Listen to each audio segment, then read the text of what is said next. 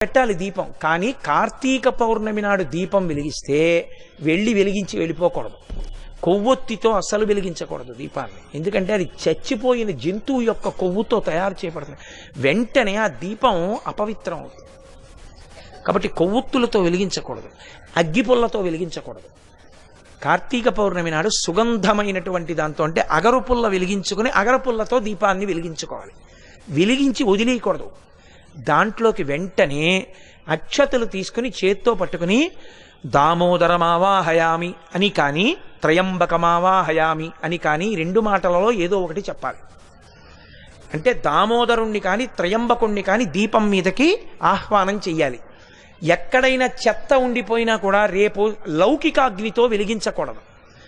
ఈ ఆవాహన చేయబడిన దీపంతో వెలిగించి ఆ దీపం దగ్గర నిలబడి ఒక మాట చెప్పాలి అందరు. కీటాహ పతంగాహ మశక